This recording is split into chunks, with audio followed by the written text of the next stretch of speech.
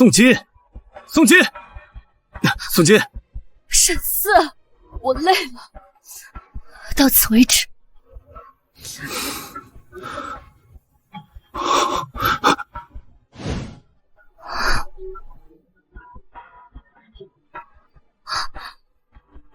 宋医生，我胸口疼，挂你的号行不行？听说你医术高明，我胸口疼得厉害，挂你的号给我看看。不好意思，先生，挂号在1楼。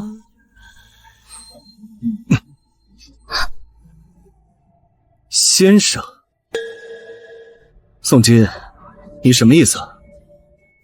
不挂号，不看病。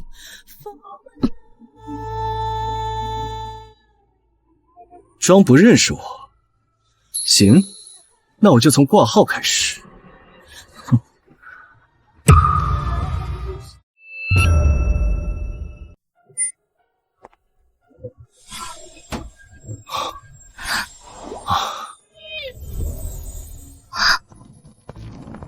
谢了。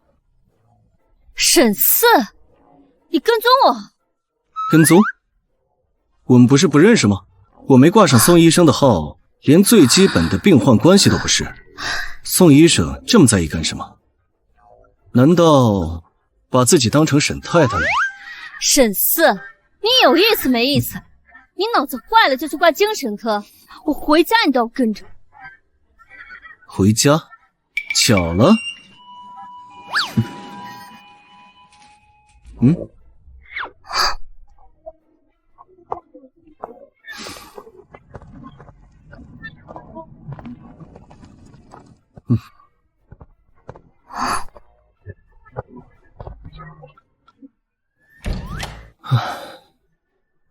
我也回家了。沈四，你就是故意的吧？这是巧合，这房子我3年前就买了，谁能想到你也住这儿？咱们还真是有缘分。宋小姐、宋医生、前女友，你选一个吧。宋医生，晚安，明天早上电梯门口见。沈四，你大爷的！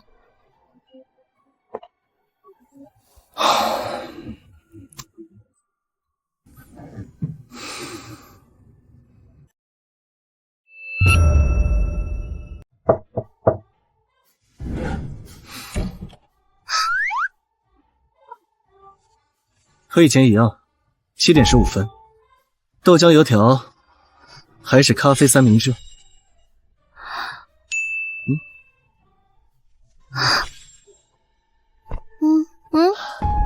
嘿，你幼不幼稚啊？哎呀，没吓着你啊。7点15分，宋小姐发挥依旧稳定。那宋小姐有什么奖励呀？豆浆油条，咖啡三明治。就这样啊？这还不行啊？你想吃山珍海味啊你？君子动口不动手，你给我撒开！我就不撒开！你给我撒不撒开？你先撒！你给我撒开！你先撒！都不要，我自己去医院食堂吃。今天医院食堂检修，停机。你怎么知道？昨天我挂号的时候，顺眼看了一眼通告栏，拿着。早上空腹喝咖啡，你迟早胃穿孔。我胃好不好跟你有什么关系？我们已经分手了，5年前就分了。分手了就不能关心你了？谁规定的？哪条法规定前男友不能给前女友买早餐？你翻出来给我看看呗。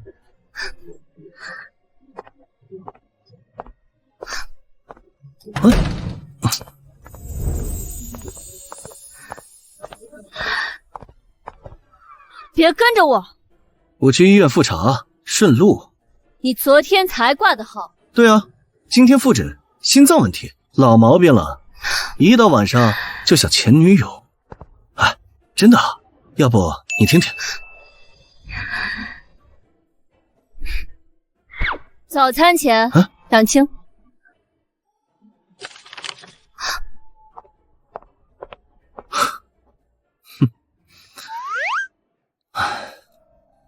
2清，5年了，你还是这么天真。哼。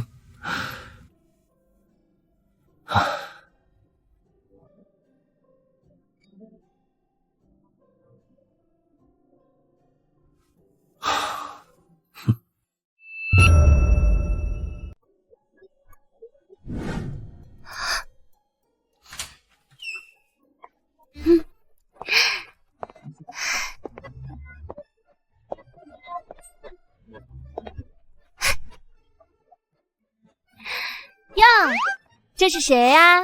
有情况啊？情况你的大头鬼啊，是沈四啊？沈四不是你前男友吗？不止啊，现在我们还是邻居关系，医患关系，还算个早餐搭子吧。哦，邻居？这男人不会是故意的吧？我记得你对门那套房子市价可是180万哦，3年前买的。3年前，难道沈四会未卜先知？未卜先知可就是冲着你来的。我不管他是不是冲我来的，我不想再跟他有任何牵扯。哦，是吗？我怎么觉得有些人有点口是心非呢？行，我闭嘴。不过说真的，有这么帅的前男友住对门，你真的不再考虑一下吗？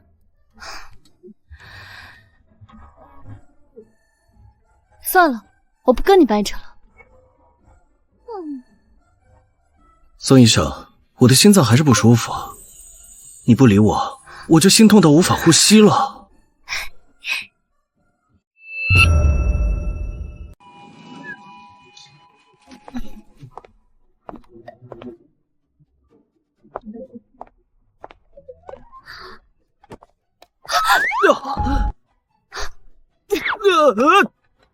沈四，你有什么大病是不是？宋医生，你快救救我吧，我心脏疼，实在不行，你给我做个心肺复苏。哎呀，哎呦喂，疼死我了！宋医生，你快救救我，治一治我吧。可是沈四，你到底要干嘛？你起来，你为什么还起来说？你通过我的好友申请，我就起。哎呀，我就知道你是为了这个。我是为了咨询病情。谋杀幸福了！闭嘴！你通过我的好友申请，我就闭嘴。无语，赶紧走。你起不起来？不。行，爱躺躺着吧。宋医生，宋医生，救死扶伤是医生的使命，你不通过，我就睡你家门口了。宋医生，宋医生！大晚上的别扰民行不行啊？通过了，看手机。哦。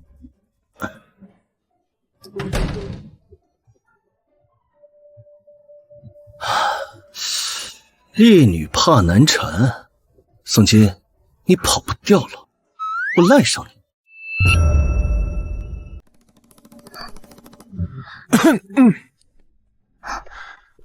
宋医生，下周6有一个医学峰会，主办方给了2张票，一起啊。可他没空。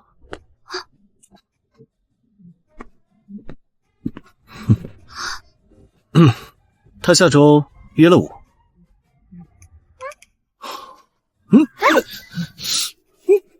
我什么时候约的你？我怎么不知道？宋医生，我挂的号排到了，现在终于轮到我看病了。这位先生，医院可不是你胡闹的地方。先生，我是宋医生的现任邻居，现任病患，现任前男。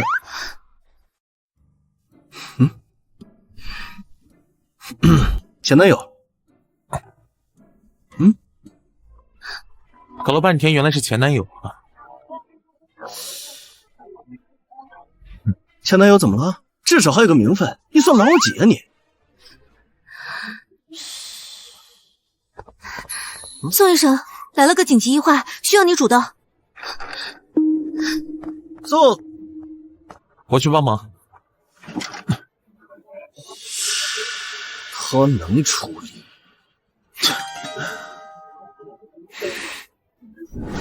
你怎么知道？因为他是宋金，他什么都能处理，他能处理我，包括处理你。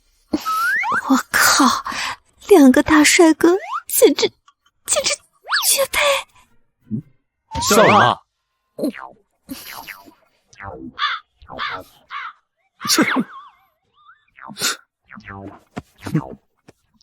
工作做完了吗？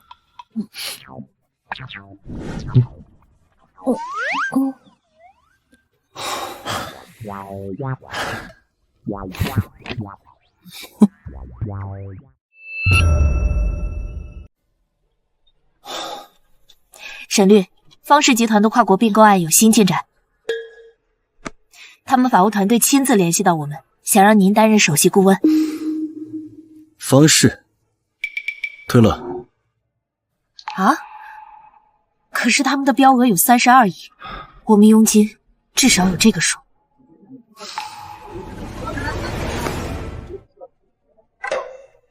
我说推就推了，方氏的案子我一律不接。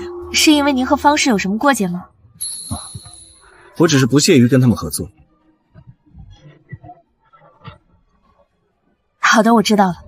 对了，只要跟方氏有关的，必须经过我的同意，不许跳过我做任何决定。好的。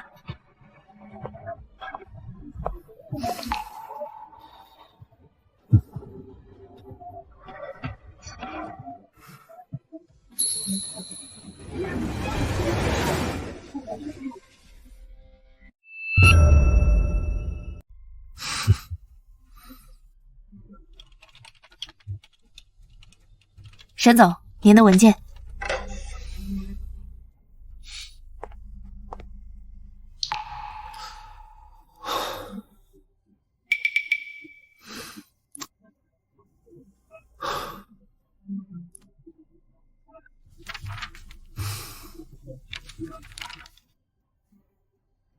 帮我查一下许念念最近的通话记录和流水账户，重点查他和方氏集团的来往。好的。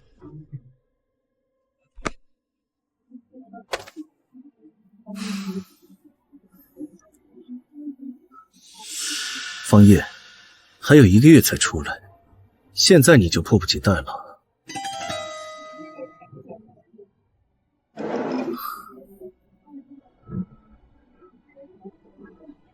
再过1个月，我就不用再害怕了。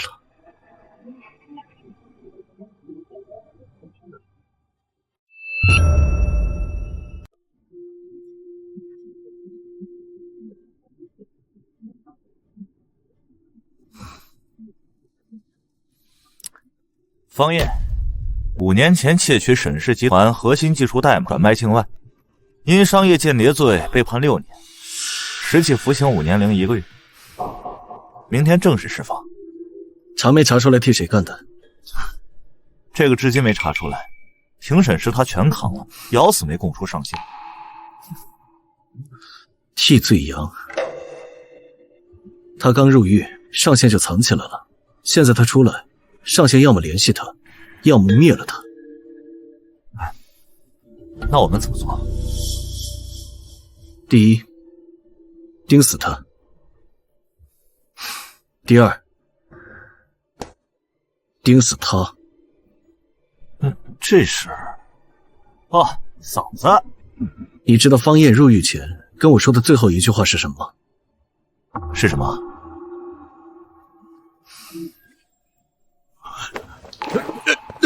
是死了！最近去的人看看，老子是怎么样的？老实点，是死！你会回来的，相信我。毁了我，毁了我的公司，毁了我的人生，我都没什么。但我绝对不会让他动宋金。所以，你这5年换了3家公司，搬了2次家，故意跟他当对门邻居。不光是为了挽回我们的感情，更想保护他。马克，我需要你加派人手。他上班期间，急诊科每一层都需要人看着。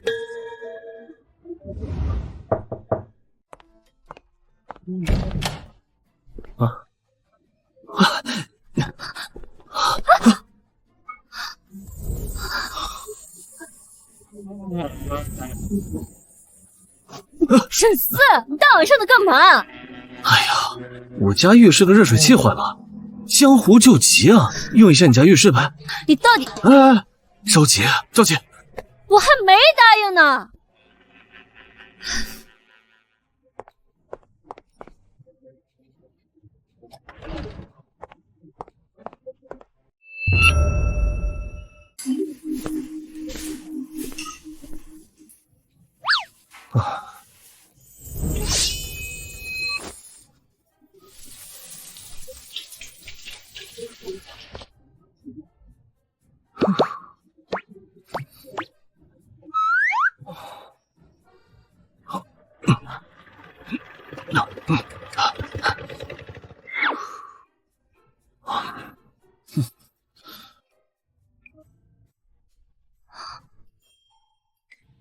沈四，5年了，你怎么还没学会边界感？你已经不是我男朋友了。我们是邻居嘛，宋医生，互帮互助呀。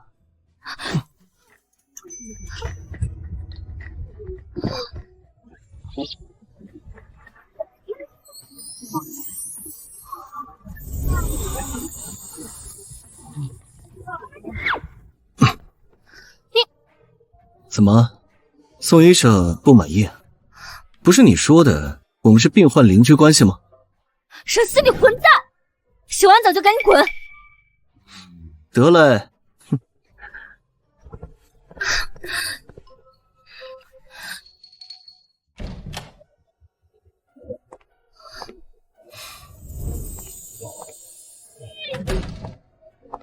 哎，沈四，你很闲是吗？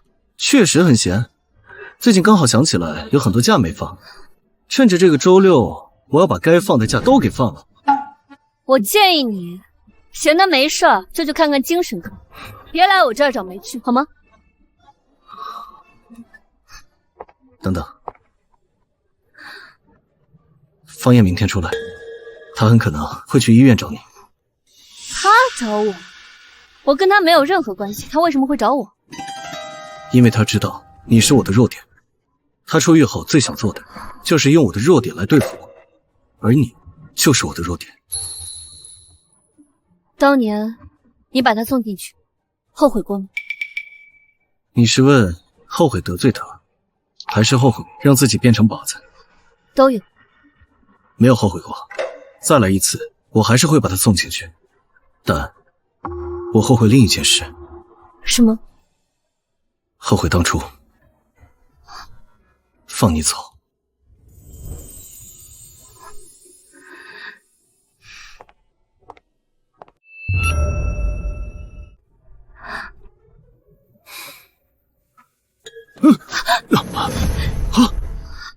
宋琴，你没事吧？我没事，我就是老毛病犯了。你耳后又起疹子了？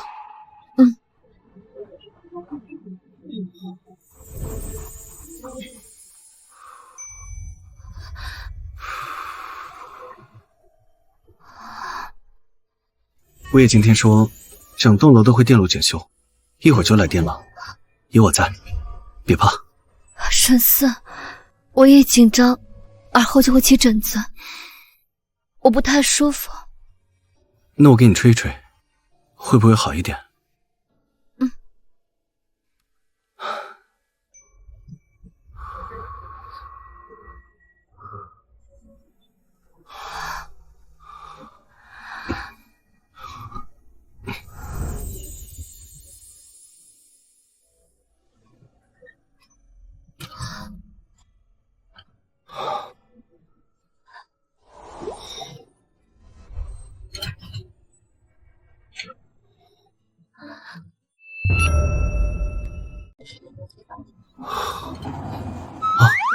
沈律，你没事吧？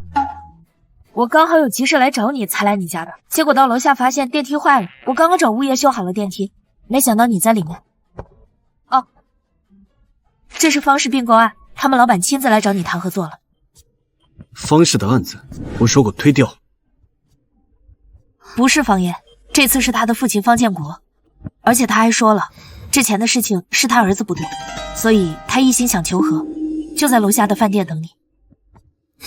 让他在饭店等着，我去把宋医生送到医院上班，再回来找他。沈律，毕竟人家是长辈。他是方燕的父亲，他儿子入狱前要毁了我，入狱5年没来看过我一次，他儿子要出来了，现在过来谈和，你信吗？好了，我知道了，我去和他说，你稍后到。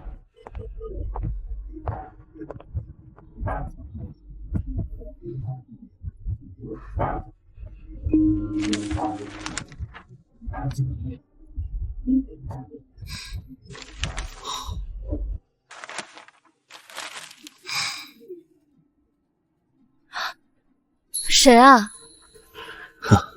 没谁，你上班快迟到了，我送你。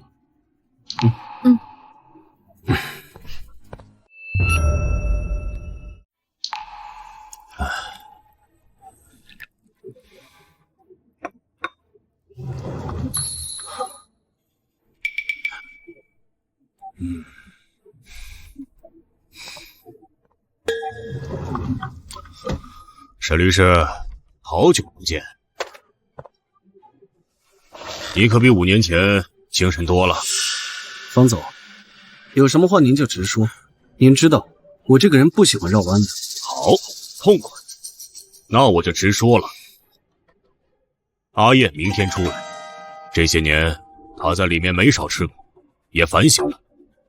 我希望过去的事就让它过去了。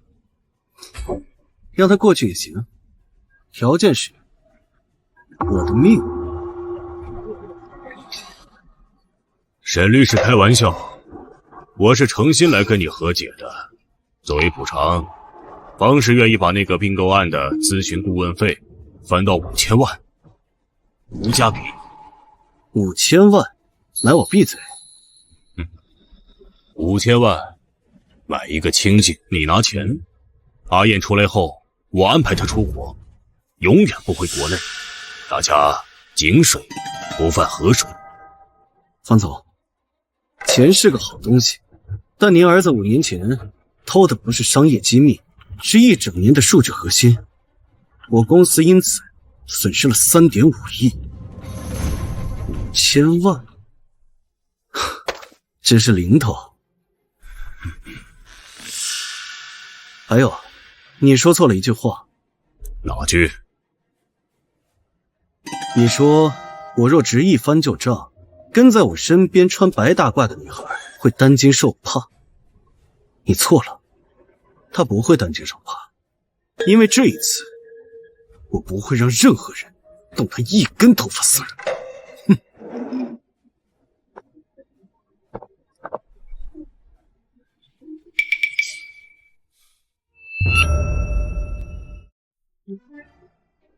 哎，宋医生，那个姓沈的男人这周来找你看了3次病了。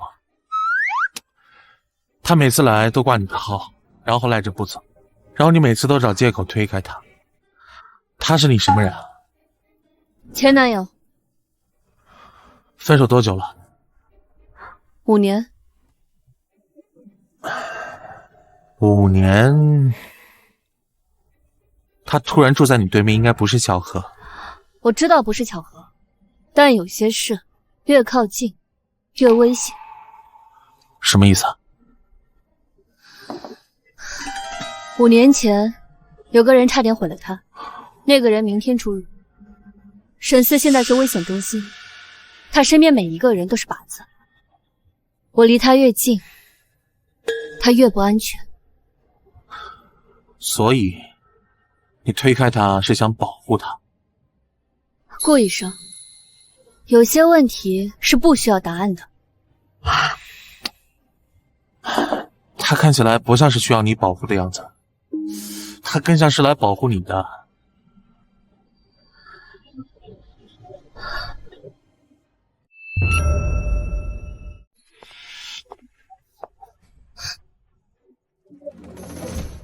你找谁？请问这是沈思沈律师的住处吗？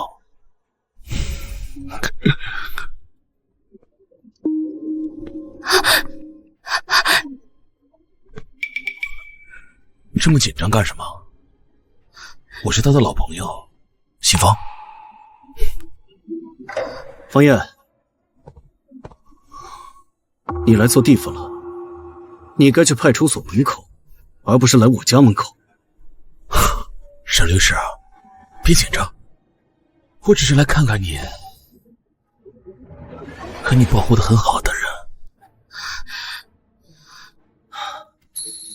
进去，关门反锁。我不进去，这不是在商量。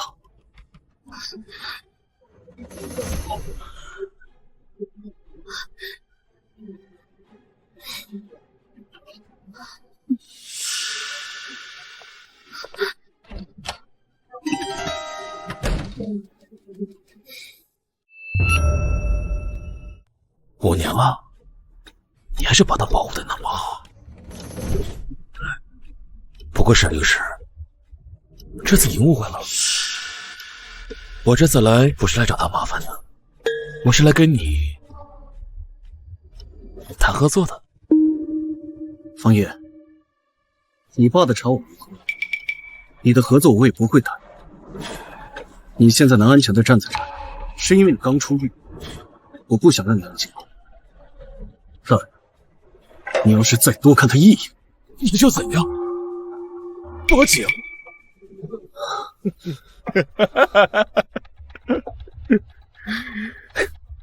你在我公司安排起死状我的律师，不可能。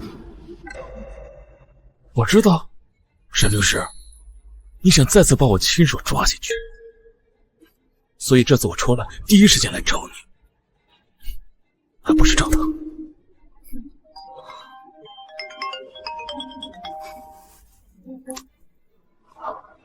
喂，是物业吗？3栋4楼，有可疑人员徘徊。OK， 我走。不过走之前我要再说一句，你身边的那个女人还不知道你为什么这么恨我。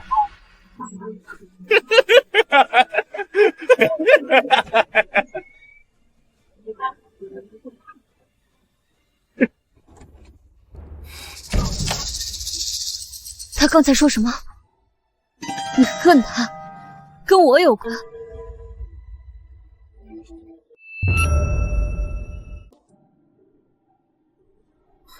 说吧，方燕5年前到底做了什么事？你为什么能亲手把他送进去？5年前，方燕偷的不只是沈氏的核心代码，他还用你的职业生涯威胁过我。威胁什么？你当时正在考医师资格证，他伪造了一份医疗责任报告，说你在实习期间造成患者死亡。如果这份报告出现在审核系统里，你这辈子都别想再当医生。所以，你跟他做了什么交易？方燕要我用沈氏的商业机密来换那份报告，不过我没同意，换了一种方式。什么方式？我让沈氏的法务团队花费了4个月的时间来收集方燕的商业间谍证据，他进去是罪有应得，而不是因为得罪了我。你为什么不告诉我？因为告诉你，你就会走，你一定会走，你会觉得是你自己连累了我，而我从来没有觉得你连累过我。沈思，我不是怕连累你，我是怕你一个人扛住了所有事情，然后笑着说没事。你每次都是这样，我恨不得永远不见你。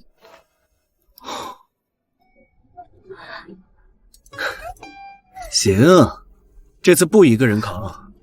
明天你上下班会有人跟着你，是我安排的，别推。好，但你也要答应我一件事，如果方叶再敢来找你，你要告诉我，这一次不是你保护我，而是我们一起面对。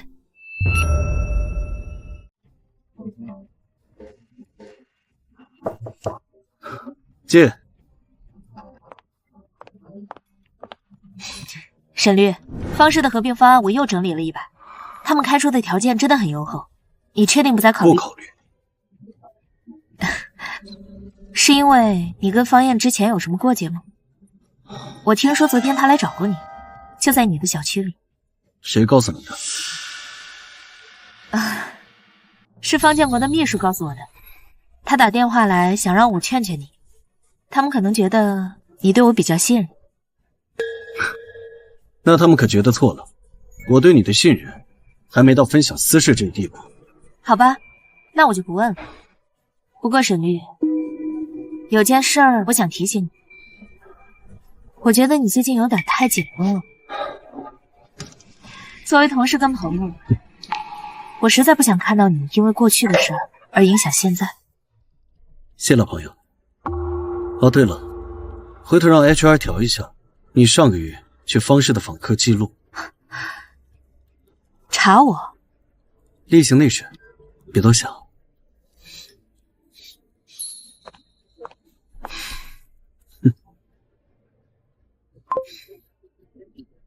给他一次机会，明天之前如果他自己交代，我就不追究，否则他再见到的人就不是我了。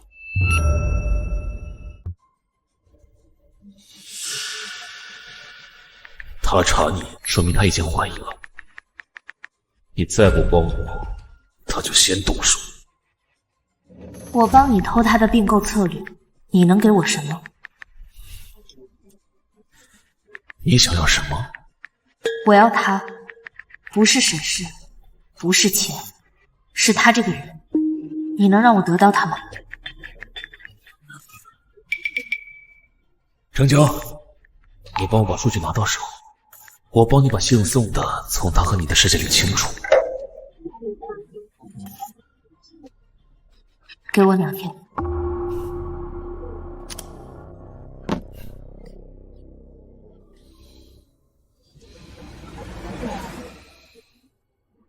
如果我得不到他，那么谁都别想得到他。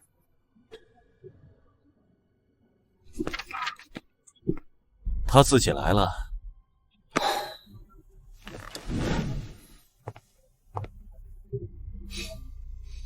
沈律，这是我过去3个月和方氏的所有通讯记录。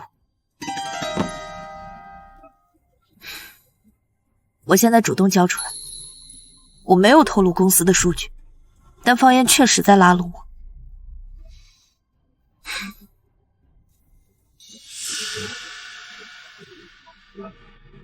昨天晚上，你想了多久？1整夜。犹豫到最后一秒，你在想什么？我在想，你可能一辈子都不会多看我一眼，但至少我不要变成你恨的人。我不恨你，但你不适合继续在律所了，自己写辞职信吧，我会给你做最好的背调。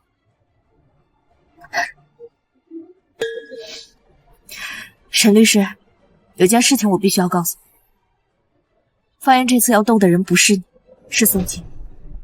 他在他身边也安插了人，但不是你身边的人，是医院里的人。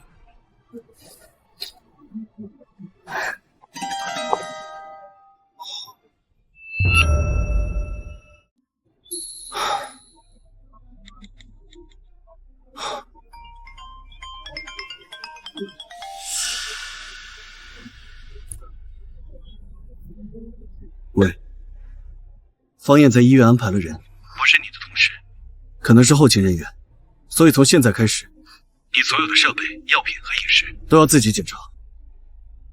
你怎么知道？许念念告诉我的。他走之前把这个情报给了我。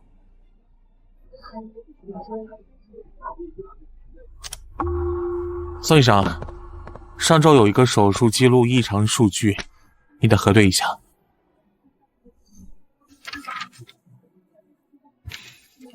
这周我没排手术。上周总共做了2排，记录都对得上。那应该是系统出问题了。那我下午让 IT 的人过来查一下。忙吧。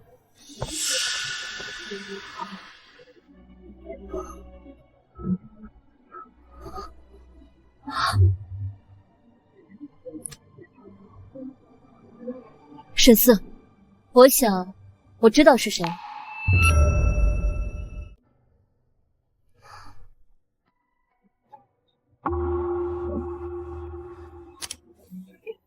他叫周国栋，后勤岗3年。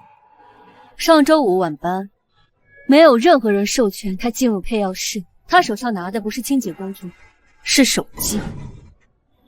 拍了冰箱的药品清单。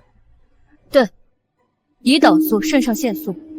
如果有人调换其中任何一瓶，手术台上会出人命，责任归主刀医师。他的背景调查过。还没来得及，我不想打草惊蛇。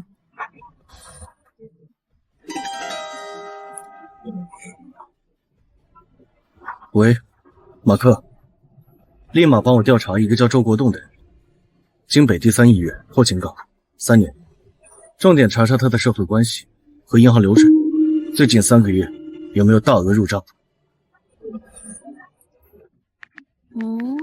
你不是说过这次不一个人扛？我没有一个人扛，我当着你面打的电话。那你下一步打算做什么？明天一早我会去你们医院的后勤部，就说自己在配药室附近丢了钱包，想调监控。如果周国栋紧张，他就会露出马脚。那如果他背后是方燕呢？方燕会不会知道我们已经在查他？知道才好，知道才会急，越急越容易出错。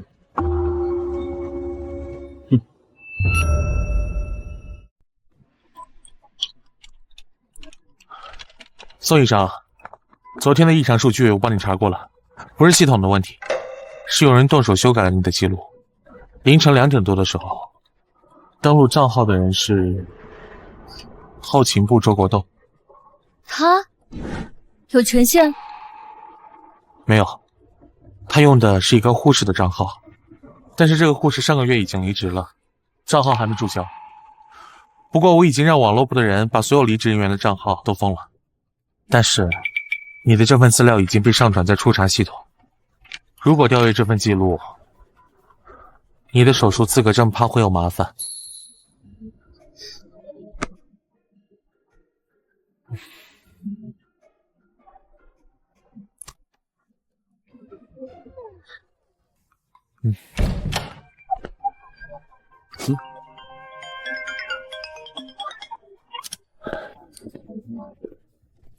沈四，周国栋动了我的手术记录，他用的是离职护士的账号。时间轴对上了，马克刚刚查到周国栋3天前有一笔20万的收入，汇款公司是方氏旗下一个空壳子公司。证据链足够，你先别找他对峙，一切按兵不动。好。你信任他到这个程度？顾医生，沈四5年前用4个月时间把方燕送进去，那4年他差点死在方燕手里。手段狠不狠我不知道，但我知道他从没对无辜的人用过手段。拿。你不是说空腹喝咖啡会胃穿孔吗？这杯是热牛奶，给你的。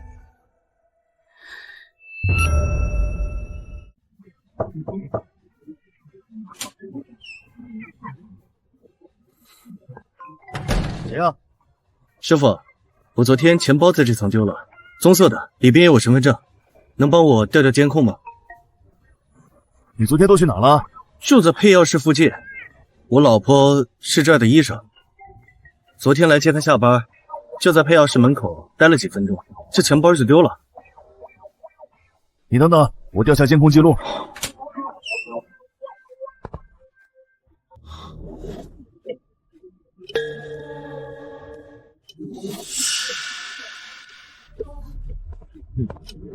哎，师傅，这，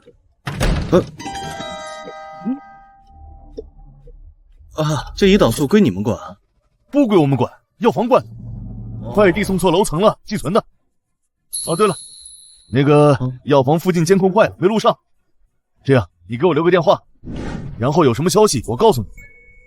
行，那谢谢你啊，师傅。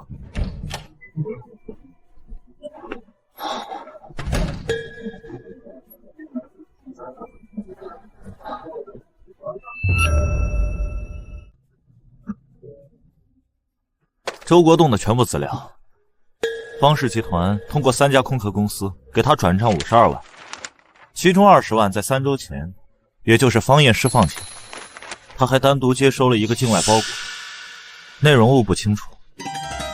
另外，他和许念念有一个共同联系人，方艳的表弟。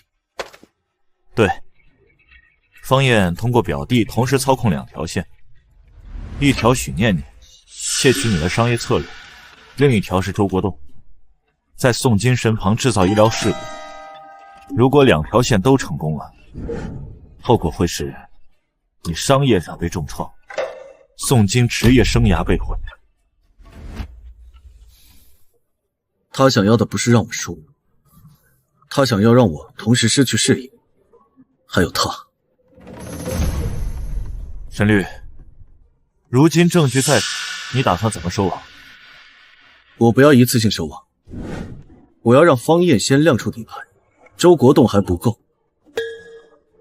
我要让方艳亲自动手，然后把他和他爸一锅端。好，你有什么计划？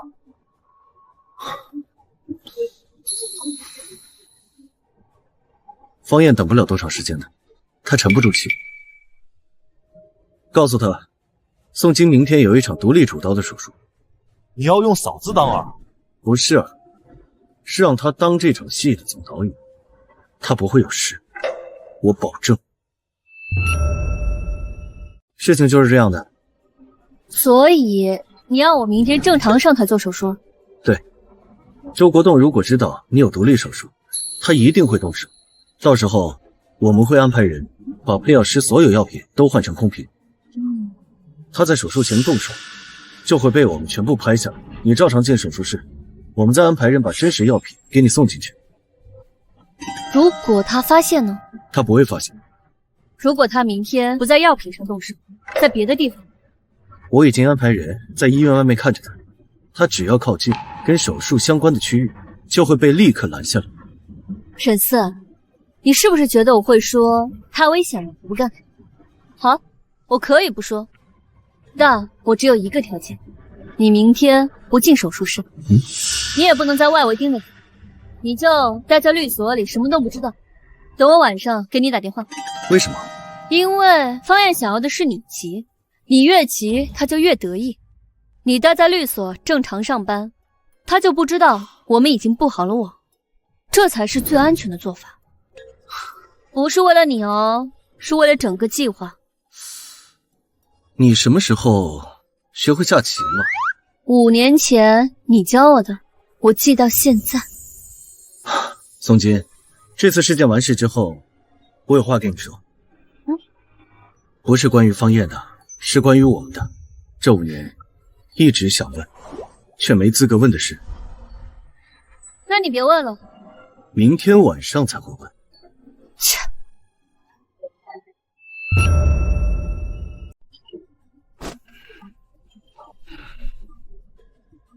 周国栋说明天有动作，姓沈的那个女人有台独立手术。爸，你觉得沈四会不知道我们知道这一点吗？什么意思啊？周国栋已经暴露了，沈子之所以留着他，是留着他给我传信，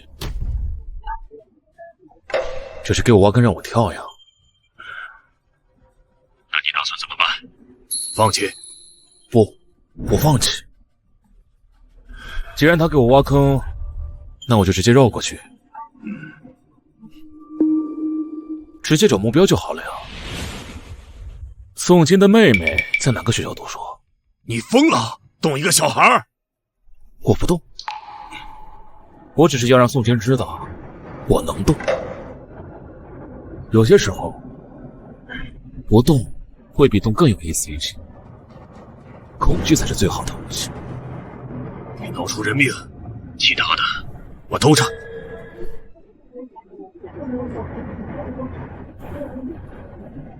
晚，明天下午3点，京北一小门口拍几张照片，记住不要靠近他，只拍照片。拍完发给我，也发给沈四。沈四，你不怕自己受伤，那你怕不怕一个你不认识的人替你受伤？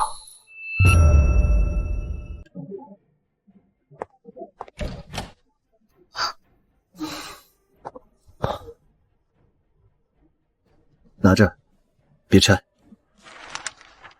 手术之后再打开。你手写的信，律师的浪漫方式，简单有效。如果我今天失败了，你不会失败，你是宋金，你从来没有在手术台上失败过。你怎么知道？这5年，我听了你每一次的专业讲座，总共7场，我每次都在最后一排，你从来没有注意到过。晚上回来找你算账，你怎么能偷听我7场讲座？不是偷听，是想见你，也不敢让你看见。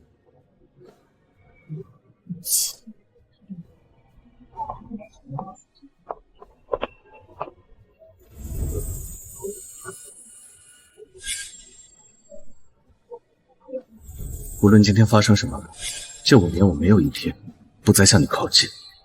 沈四，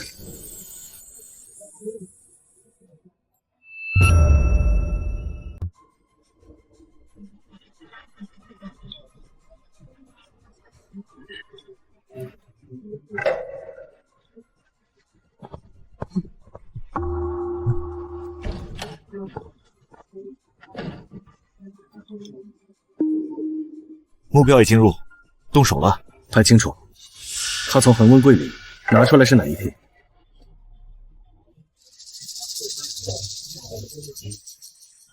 第12号胰岛素，他把原瓶装进自己的口袋，换上了外观完全一致的新瓶。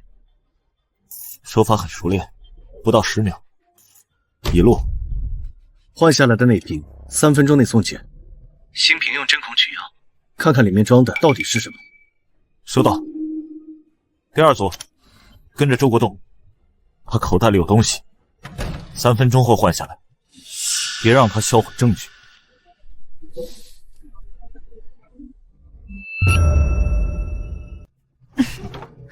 宋医生，配药师已经处理好了，药品替换完毕。周国栋拿走的是一瓶生理盐水。检验结果出来了吗？他换上去的药里有什么？高浓度氯化钾，足以让患者死在手术台上。他现在在哪儿？他已经被外围的人盯死了。宋医生，你确定要进手术室吗？或许我们可以换一台不涉及药品的手术。不用，我正常做。如果我院内有内鬼的消息传出去，方燕会重新评估风险，他会换更隐蔽的方式。他这一次差点害死一个无辜的患者，下次可能会害死更多的人。只有让他以为计谋得逞，他才会停手。只有他停下来，我们才能抓住他。对了，顾医生，啊，你帮我做一件事。给沈四发个消息，就说手术很顺利。在患者体征平稳之前，你帮我发3次更新。为什么是我发？因为他答应过我今年不过来看，我怕他忍不住。你给他发的消息，他信。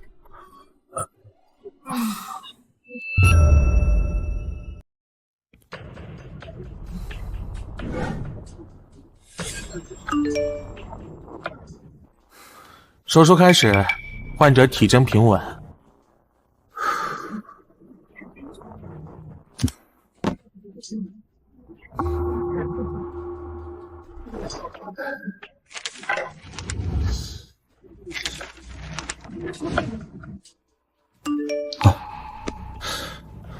手术进行一半，一切正常，宋医生状态很好。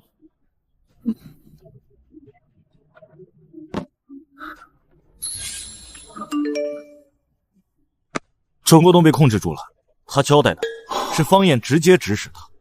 方燕给他的那个胰岛素瓶里确实装的是高浓度氯化钾。另外，他还有一个更大的消息，方燕今天下午安排了人去盯宋鑫的妹妹。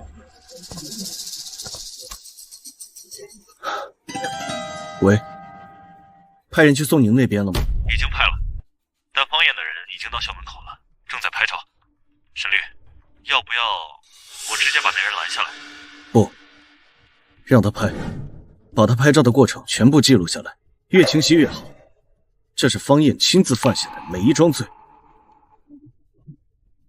这一次他一个都逃不掉。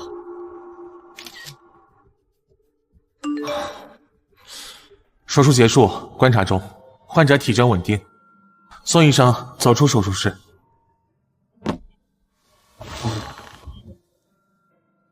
宋金啊，宋金，真是拿你没办法。喂，沈律师，看到我今天送你的小礼物了吗？照片拍得不错吧？你前女友的妹妹，笑起来很好看。方燕，你用宋宁来威胁我，这是第2桩罪。罪？沈律师，我坐了5年牢，说起罪这个词，比你更有发言权吧？你管合法的手段叫罪？我可没碰他一根汗毛。我只是拍了几张照片发给你。怎么？难道你要告我？你指使周国栋在手术药品上下毒，足以致人死亡，这是谋杀未遂。周国栋是谁？我不认识。你的转账记录、通话记录，包括他的供述，都是一致的，铁证。那我就奇怪了，既然是铁证，你现在应该报警才对。为什么不选择报警？因为你不敢。以我父亲在系统里的影响力，你走的程序，就算是证据确凿，你的话连法官也未必会采信。方月，你说对了一点，我没有报警，你又说错了一点，我没有报警，不是因为我不敢，而是因为我要走另外一条路。哦，什么路？方建国昨天下午签了一份文件，他把名下所有方氏集团的股份都转到了你名下。你以为他是在帮你？其实他在给自己脱身，全扣你头上。接下来我要告的不是方氏集团，而是你个人。方燕，你不是方家的继承人，你是被方家抛弃的棋子。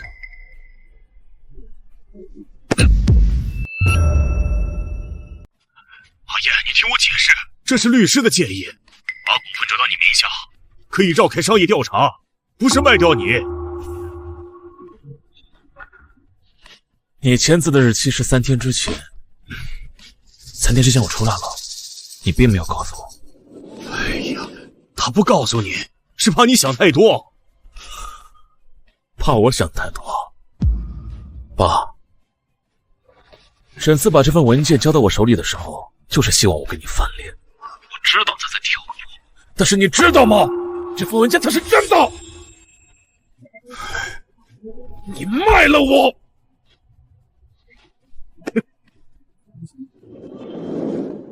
然后你告诉我，不要让我想太多。这行，股份我接受，但接下来怎么合作由我来定。从现在开始，我怎么对付沈思，不要来插手。输了不关你的事，赢了你也别来分功。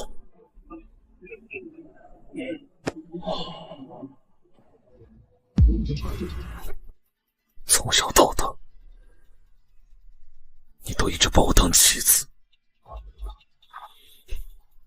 走。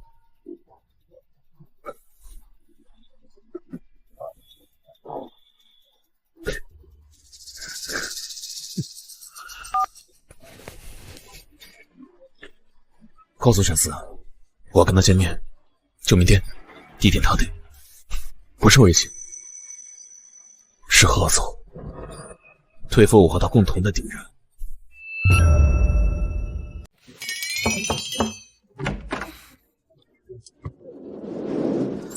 嘿，你又来！说了今天有话跟你说，绝不等明天。现在就说。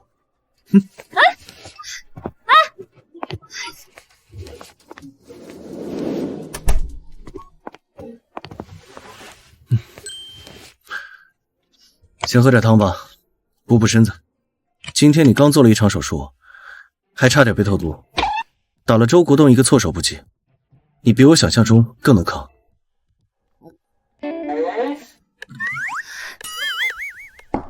你不是更能扛？方燕用我妹妹的照片威胁你，你连电话都没给我打。因为我知道你不会慌，你要慌了我才来。你要是不慌，我才能做自己的事情。宋基，我说过，今晚有话要跟你说，不是方燕的事，是这5年来我一直想说却没资格问的事。你当初为什么提分手？因为你妈来找过我，她说方家要用我的职业资格来威胁你放弃律所。如果我真的在乎你，就不应该成为你的软肋。方燕通过他父亲的秘书给你发过来的，约你明天下午见面。在哪儿？他自己选的中心咖啡厅，最公共场合，最不可能动手。他要跟我聊什么？说是合作对付方建国，他愿意交出方建国所有商业贿赂的证据，条件是你不追究他个人的刑责。他要把自己做成污点证人，方建国犯的罪远比他自己的大。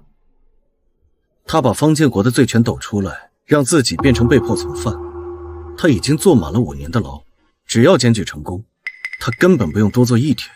那这个条件你接受吗？不接受，但我可以假装接受。我要让他在谈判桌上说出全部信息，不是录音，而是只有他和方建国才知道的信息。我要用这些线索去撬方建国的防线，方建国一倒，方燕就没有了靠山。哦，那需要我提前在咖啡厅安排设备吗？不用，他选择公共场所就是怕我设局，但他忘记了一点，公共场所才是最容易留证的地方。明天下午2点，方燕约我在中心咖啡厅见面，你不用出现，但你要知道，不瞒你。收到，给我发实时位置。我来了，说说吧，你的合作。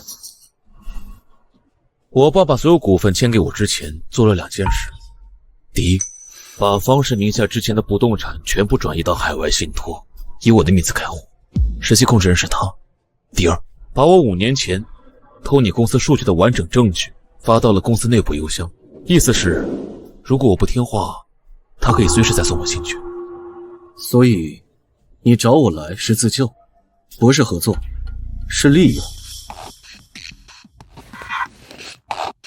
也可以这么理解，但我给你的是我80年以来商业贿赂的完整名单和证据链，不止方式，涉及10几家上市公司。你打倒他，就相当于打倒金北1/5的商业腐败。沈律师，这不是个小案子。你凭什么觉得我会答应？如果你不接这个案子，那我就把证据卖给别的律所，到时候你只能看着其他人来接这个案子，你能看着别人替你签你的命吗？沈思，你跟我很像，我们都不喜欢别人动自己的东西。第一，我跟你不像；第二，我不接这个案子，我起诉这个案子。什么意思啊？你的证据我收下了，不过不是用来打你爸，而是用来起诉你们父子二人商业犯罪的基础证据。你特意约我到公共场合，我现在就告诉你，出不了这个门，你只有2个选择，要么自己进去配合调查，要么等着被叫进去。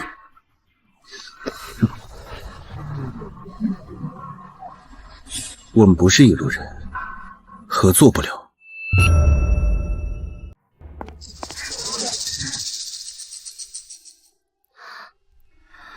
你盯手机都盯了1下午了，他到底去见谁了？方燕，他一个人去见那个人渣，你也不拦着他。他每隔15分钟会给我发一次实时位置，我都看了快3小时了，位置一直正常。那你怎么还这么紧张？因为我不知道他会做出什么选择。方燕肯定给他开了条件，如果条件够大，比如说让方燕自己亲口说出他父亲的罪行，沈四可能会接，如果他接了，就会跟方燕站在一队，他肯定咽不下这口气。如果他不接，那就是会跟方家全面开战。你觉得你前男友打不过吗？我只是不想让他一个人扛。审完了，我在电梯口。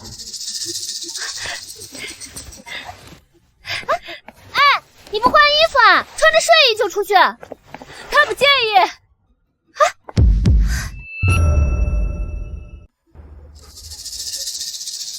他以为我会考虑，在他眼里，赢才是最重要的，用什么手段并不重要。没考虑的原因是什么？不管他给我多少证据，我都不会和犯罪者站在一起。4个月送他进去的时候不会，现在他出狱也不会。所以你接下来要干什么？明天我会把方燕和方建国的犯罪证据同步提交给监管机构，正式申请立案。周国栋已经转移到内部调查组，他的供述会牵连方燕，方燕牵连方建国，这是一条链，链条断不了。方燕会怎么应对？他只有2个选择，要么继续死保他的父亲，要么选择彻底倒闭。不管他做哪一种选择，都影响不了结局。为什么？因为这个案子5年前我就开始准备了，证据不靠1天攒，靠的是5年的守望。5年，一个人查方家查了5年，不累吗？累，但现在不是一个人了。你说的。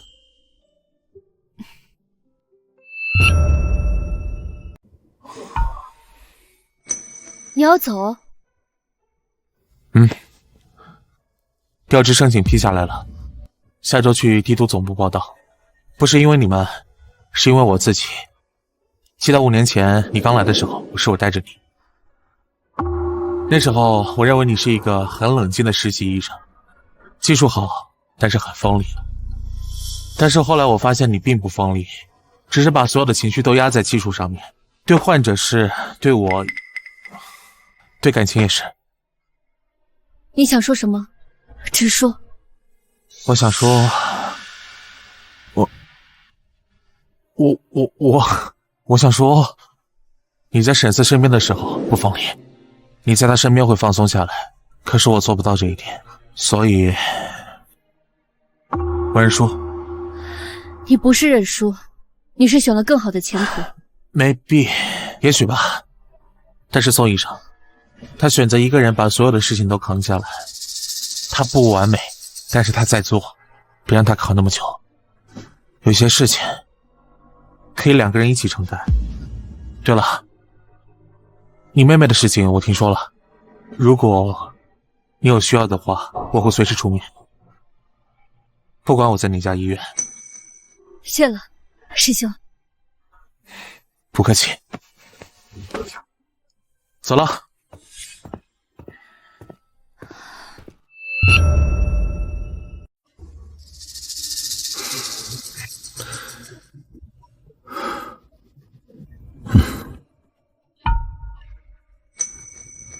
我承认我被方燕利用过，我帮他传过你的行程信息，但在我离职之前，我把所有和他相关的数据全部整理出来了。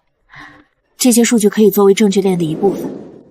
我不是想洗白自己，我只是想告诉你，在我选择走到另一边之前，我也犹豫过，犹豫到最后，我不想变成你恨你，所以我把这些都留给你了，不用回复，许念你。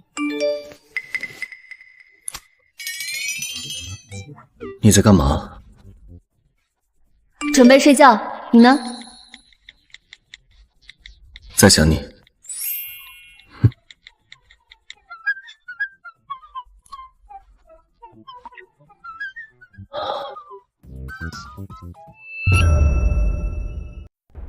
方燕现在什么情况？他真的会翻供？他在我和他父亲之间选择了第3条路，自己跑。今天下午，方建国的私人航班刚刚申请了航线，预计3天后起飞。方燕想去欧洲躲一躲。你打算怎么办？让他走。什么？放他走？你准备了5年的证据，你就这么最后让他跑了？不是放他走，是让他走之前交出全部方建国的证据，然后他自己爱去哪儿去哪儿。这样一来，没了方燕这个同案犯帮他分摊火力，方建国就会一个人孤零零地站在被告席上，这比我同时起诉他们父子2个人更有效。那你有没有想过风险？万一他跑出国之后不交出全部证据呢？其实他的证据我早在咖啡厅全部拿到了，他以为自己留了底牌，其实我早就把他所有的备份账号全部封了。他想去欧洲随便去，但他的牌早就没了。你真的很可怕，这种算计你什么时候学会的？方燕教我的。这5年他在牢里总想用一个错误来掩盖另一个错误，我只是想明白了，不给他下一个错误的机会。好了，时间不早了，你早点休息。好，我送你。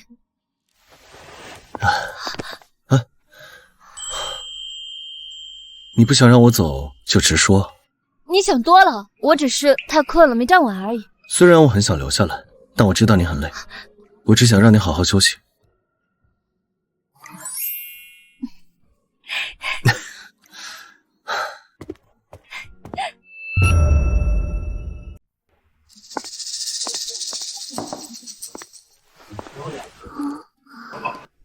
姐姐，那天在校门口拍我照片的人是谁？班主任说有个陌生人在学校门口拍学生照片，以后走路要小心。已经没事了，拍照片的人不会再出现了，他也不会再靠近你的学校了。是坏人吗？是，但是他很快就会被抓住。那个人要欺负你吗？姐姐，我班有同学说他看见那个人和一个穿西装的叔叔在说话。穿西装的人长什么样子呀？很瘦，笑起来怪怪的。宁宁，你记住，以后要是有任何陌生人靠近你，不管他说他认识谁，你都要第一时间跑，然后打电话给姐姐，知道吗？知道。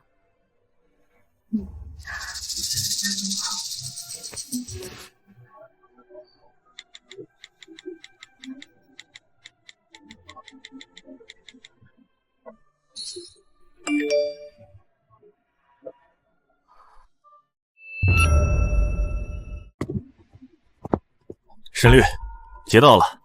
方燕今晚准备从私人飞机通到华出，我们的外部商业调查小组在停机坪给他拦了下来。他上交笔记本电脑，里面确实有他父亲部分商业贿赂的证据，但关键资料不全。足以立案吗？加上周国栋的供述和许念念的通讯记录，够了。方燕本人的银行流水也拿到了，显示他去过经纬一小的记录，企图接触宋宁的行为可以构成威胁。他现在是限制出境。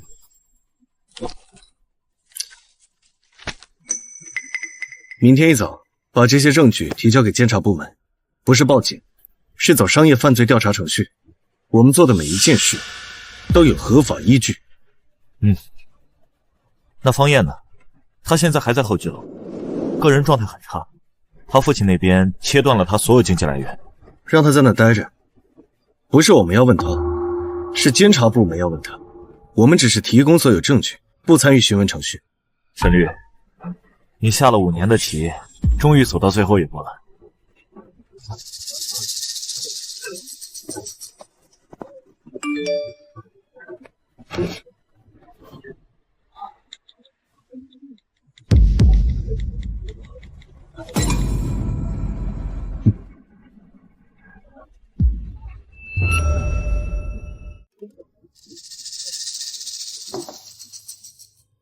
明天方燕案正式立案，监管部门会排期听证。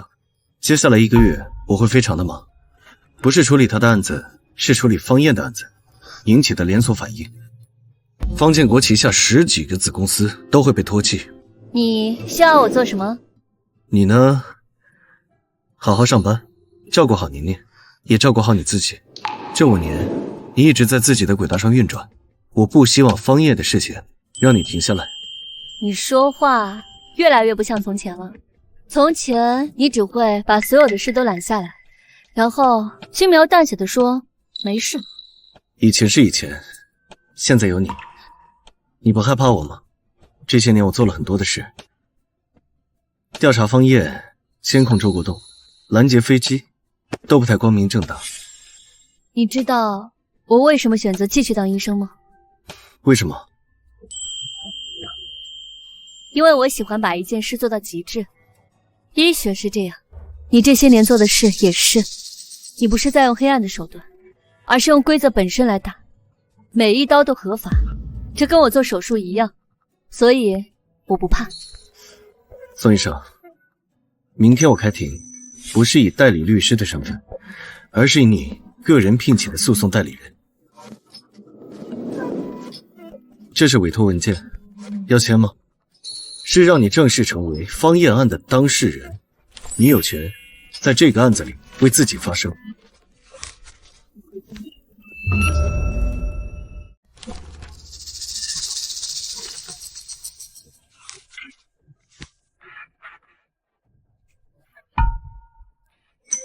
你知道签了这份委托书意味着什么吗？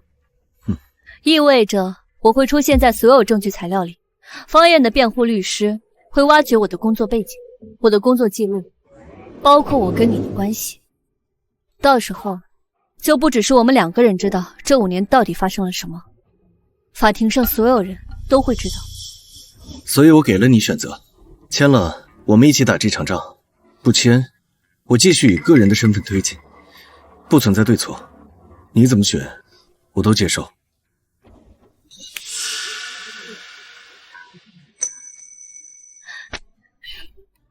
我签了。想清楚了？从头到尾都想清楚了。你说我这5年一直在自己的轨道运转，但轨道是会交叉的。5年前交叉是因为你妈来找过我，5年后交叉是因为我选择跟你站在一起，不是站在你身后，是并肩。好，明天你就是我的委托人。不是女朋友？是女朋友，不过那个不用签文件。这个案子结束后，我再跟你好好聊聊女朋友的事。沈四，你记不记得你说过你从不做没把握的事？当然记得。那女朋友这件事你有多大把握？ 100%。不过你还得给我些时间，不是说服你，是说服所有人，这件事情值得。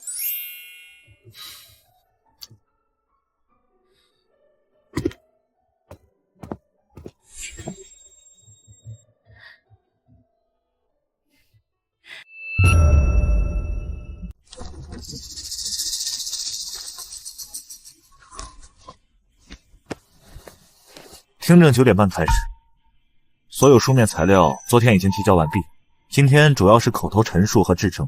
另外，方艳那边请了一个很有名的刑辩律师陆振华。猜到了，陆振华在商业犯罪辩护方面很擅长，他会从关键证据全部来自于非官方渠道这个角度切入，意思是我们在监管部门介入之前已经做了大量的独立调查，他会说这是程序违规。那我们怎么办？很简单，我们不是刑事程序，是行政举报。行政举报程序允许举报人自行收集证据，陆振华会把刑事程序的规则套到行政案件里，但他套不了，因为这是我的专业。哦，还有一件事，方艳的个人状态很差，他父亲昨天刚刚宣布跟他断绝父子关系，他会不会今天当庭翻供？一定会，因为他在机场被拦截下来的时候就说过，他一定会拉着大家一起说。让他说，他说的越多越好。他一翻供，方建国的证词也会被瓦解。方建国以为自己能够独善其身，他不知道的是，他儿子今天就会把他彻底端出来。走。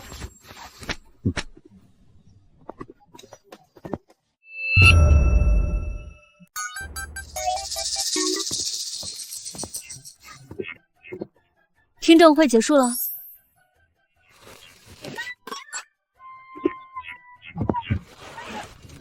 结束了，方艳当场翻供，指证方建国为主谋。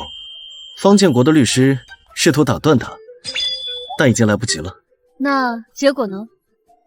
正式立案，方建国父子二人被双双列入调查范围，下一步进行全面审计程序。我律所的事儿基本告一段落了。那方艳呢？他被限制出境，不准离开京北，也被暂时扣押。我和他之间只隔着一张法院的传票，他再也威胁不了你，也接近不了你妹妹。5年前我做不到的事，现在我终于做到了。沈四，那天你说100%，那现在呢？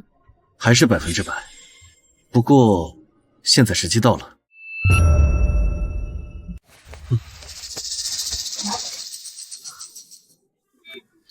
这是5年前我购买这2套房子的房本，你看看购房日期。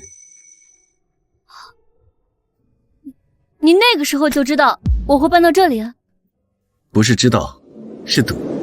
我当时调查过，你实习结束之后被分配到京北第3医院，这栋楼是离医院最近的公寓。我是赌你会搬进来，赌了3年，你终于搬进来了。如果我一直不搬呢？那我就在对面等你，这套房子会一直空着，你一天不搬进来，我一天不做。沈四，你可以早点告诉我这些，不用等5年。不能早点告诉你，那个时候方艳还在监狱里，她出来的第一时间一定会找你。我不能让你在危险中和我在一起。那现在呢？方艳没有了危险，房子我也等到了，你还有什么理由拖？哼，没有了。所以不是女朋友，是老婆。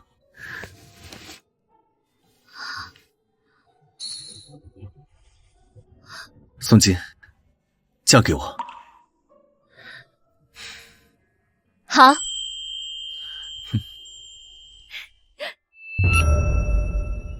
干杯！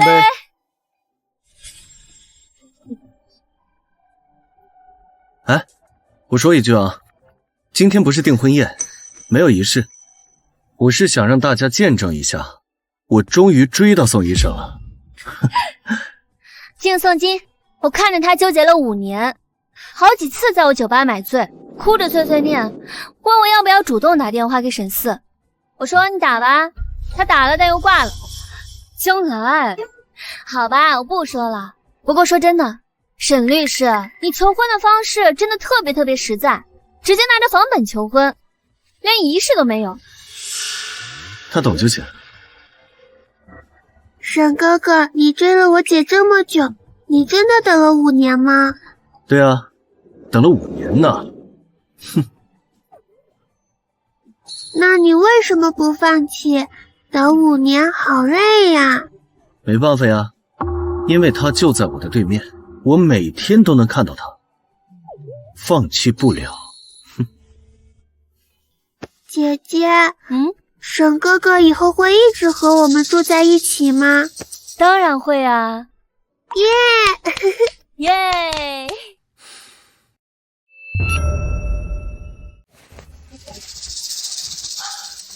你姐说明天要把宁宁接到她家住2天，她说我们这几天太累了，应该好好休息。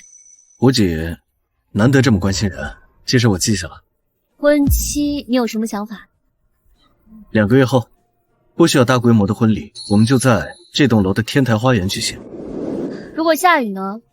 没关系啊，我们这个公寓足够的大，本来就是从对门搬到对门的事。你在想什么？我在想，我答应你那天，我没有犹豫，没有纠结，也没有感动的掉眼泪，只是很自然的说了好。5年前分手那天晚上，我一个人哭了1整夜，现在不会了。为什么？因为我知道你不会只让我一个人扛，不是口头上的，是你用这5年的时间向我证明了这件事。记住你说的这句话，我要是再犯老毛病，你就把这句话甩我脸上。姐夫，我要吃鸡腿。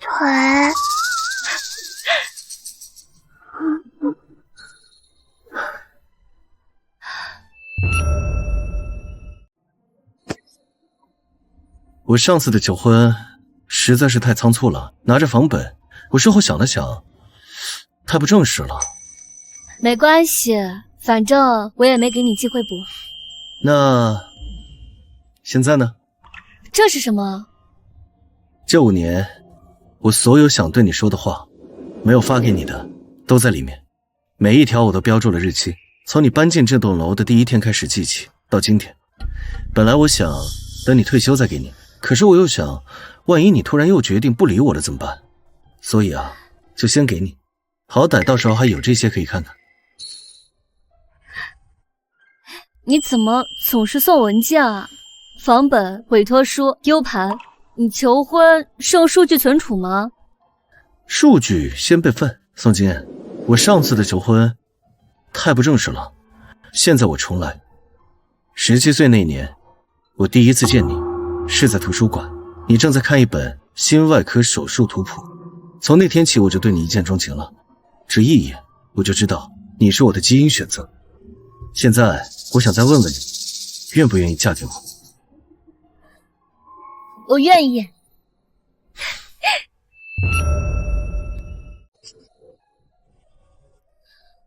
你把这些都写成了邮件？不是邮件，是我每天晚上睡前想跟你说的话，有时候几十字，有时候几百字。今天你没搬家，我在对门又等了你1天，但是好消息是你在急诊科转正了，坏消息是我还不知道怎么跟你说话。今天你做完那台大手术，走出医院的时候，累得靠在外墙歇了好一会儿，后来我看着你上车，我才放心走的。你瘦了，以后一定要多吃点。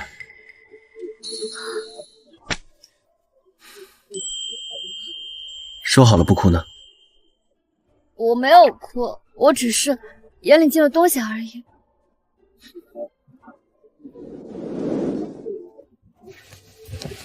这是我给你的东西。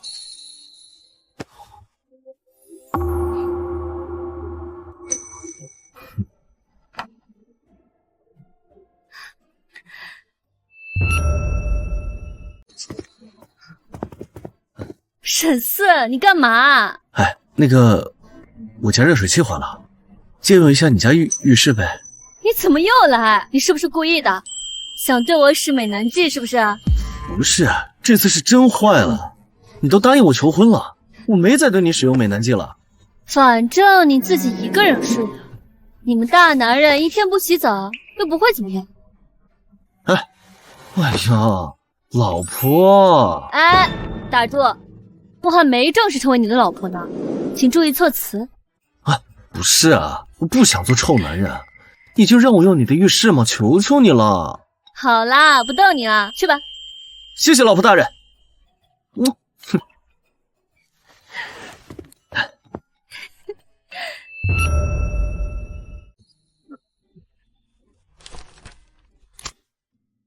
哎，宋医生，好久不见。那个，你让我审核的婚检报告我看过了，你的各项指标都正常，沈思的也正常。谢谢你，师兄，打扰你了。嗨，不麻烦。那个，我还有一个私人问题，你确定吗？确定。当年我放手，是因为我怕连累他。现在我知道，他不会再让我走。知道了。那个你的婚礼我就不去了，因为刚调岗这边忙，你也知道。但是贺礼我一定会准时寄到啊，祝你幸福。谢谢你，师兄，不单是为了今天。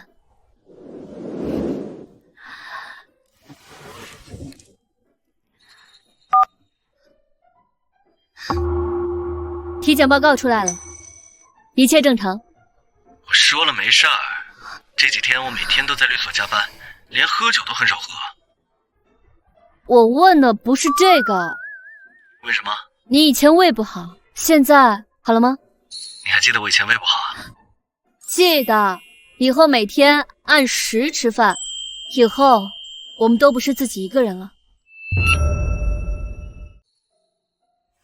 你是我见过最冷静的新娘，不哭不闹，不纠结不折腾。婚纱是自己选的，婚礼是自己定的，连跟妆都不请。你确定你明天不紧张？紧张啊，但不是因为婚礼，是因为嫁的是他。你是怕他不靠谱吗？不是，我知道他靠谱，但他说出100%把握的时候，其实他已经在心里把每一步都算好了。他从来不做没准备好的事，所以他说能给我一辈子。一定准备了很多年，我不想他太累。你们俩可真是绝配，你担心他累不累，他还在乎你累不累，早点说开多好。是啊，早点说开，5年就会少一些辛苦。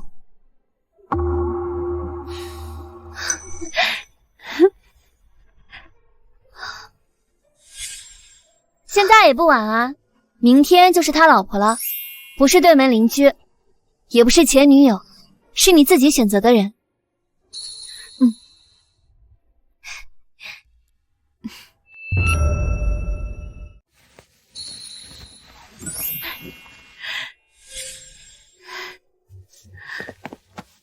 姐姐，你今天穿的裙子比电视里所有新娘都好看。宁宁也好看呀，你今天要拿着什么？花篮。你老公他开始知道浪漫了，还给你准备了花篮吗？他还不是我老公呢，这不还没结完吗？快啦，再过30分钟，你可就是沈太太了。以前有人说我性格很倔，不会有能接住我的人，我信了。后来才发现，那不是倔，是没遇到能接住的人。现在有他接住你了，而且他等了很久。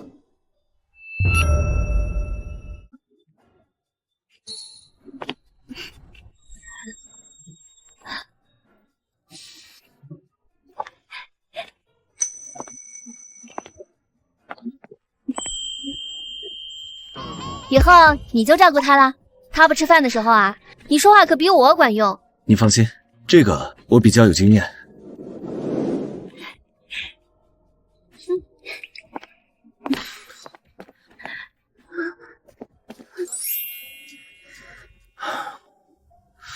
宋金，5年前我没有保护好你，不是因为方燕强大，而是因为我不知道怎么让你相信我。我花了5年的时间来学习这件事情。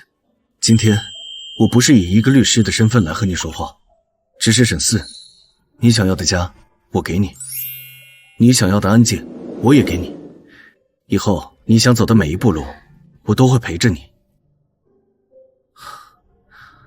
这个戒指只要戴上了可就是一辈子。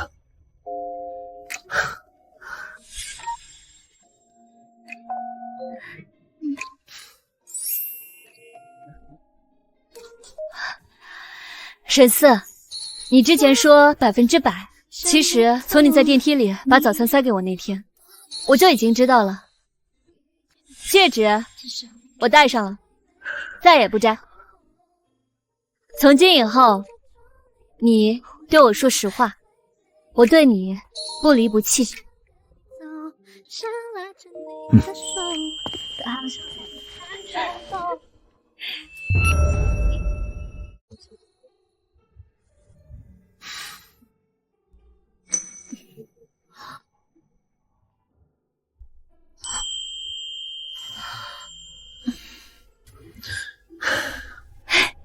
你在看什么？我在看你怎么还没醒，我的胳膊都快没知觉了。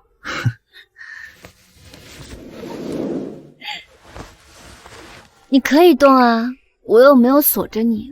不动，反正今天周6不上班，不开庭，方燕的案子还在走程序，你休息，我不忙，再谈会儿。沈4，我们结婚了。对，昨天结的，戒指戴上了就没摘下来。你说的不离不弃，我也记住了。你不用再想自己是不是一个人。这个问题已经解决了。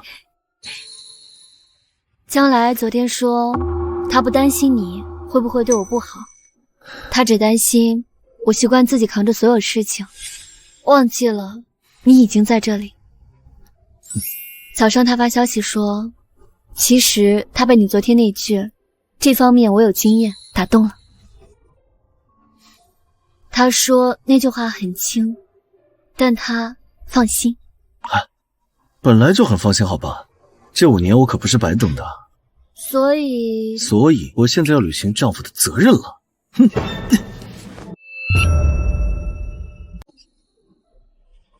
这是今天出来的。方燕因为商业间谍罪和威胁证人罪被正式起诉，方建国也被列入调查对象，方家的几个公司都被监控，走的是商业犯罪调查程序，不是刑事，但影响面比刑事更大。方燕会怎么样？最乐观的情况，估计会被限制不能接触涉案人和其家庭，最差终身不能参与任何的商业活动，还要冻结他的所有财产。他这后半辈子没有任何东山再起的机会。终身？对，他偷的数据是国家级的商业机密，不是普通的商业间谍，是跨境的。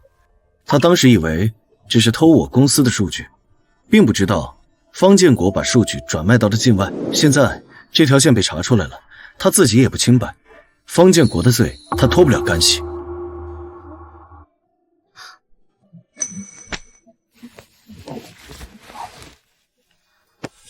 结束了。对，结束了。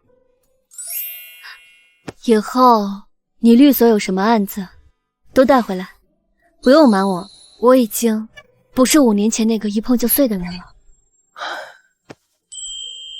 好，以后你做手术累了也告诉我，不要自己一个人压着。好。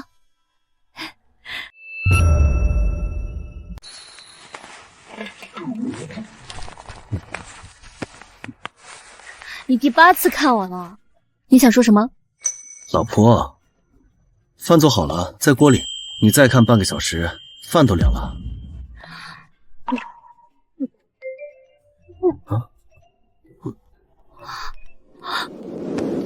老公，快买验孕棒！我这就去买，这就去买。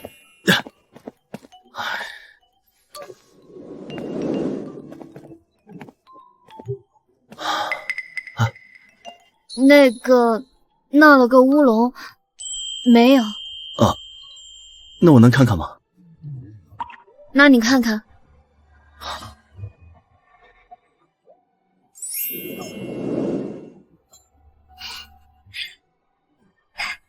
啊！我要当爸爸了！太好了！爱不是把你护在温室里，是让你经得起风吹雨打。他不会让你放弃梦想来成全他的全世界，而是站在你身后，让你有勇气去闯，有勇气去赢。真正的爱是让你独立、清醒、有力量。